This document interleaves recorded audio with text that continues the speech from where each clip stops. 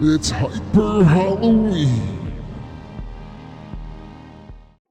Now here is a true holiday classic. While Gremlins is most certainly a good fit for Halloween, you can also watch it at Christmas. Gremlins is a yearly tradition at my house on Christmas Eve, mostly because it was the only Christmas movie I had when my wife and I first moved in together. Gremlins is a film that is able to blend horror and comedy together very well. On to the plot though. The story revolves around Billy and his newly acquired pet Gizmo. You see, Gizmo is a mogwai. I'm not sure if he's the last of his kind or not, but he was the only one in the Chinatown shop that Billy's father found him in. Billy's father is a struggling inventor and ends up purchasing Gizmo from an antique shop. Gizmo comes with 3 rules. No sunlight, don't get him wet, and no food after midnight. Rule 2 is broken almost immediately. When Gizmo gets wet, he spawns more mogwai. This is great if you want to get your friend their very own mogwai, but the new group of mogwai are more mischievous and more aggressive than Gizmo.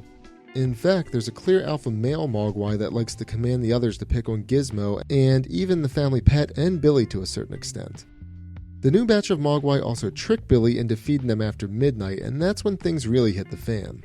When mogwai eat after midnight, they begin a metamorphosis. They change from cute cuddly creatures into vicious monsters. They turn into literal gremlins, although I don't think they're ever called that by the main characters.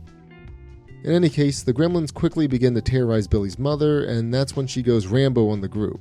The lead gremlin, Stripe, escapes and ends up taking a dip at the local pool.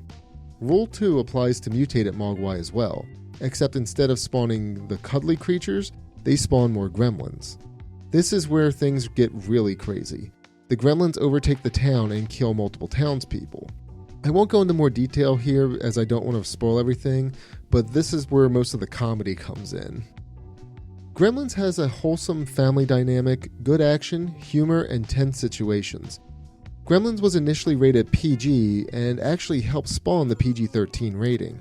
Parents brought their children to see the movie thinking it was a family-friendly pet movie, and they were definitely surprised when the horror aspects came in.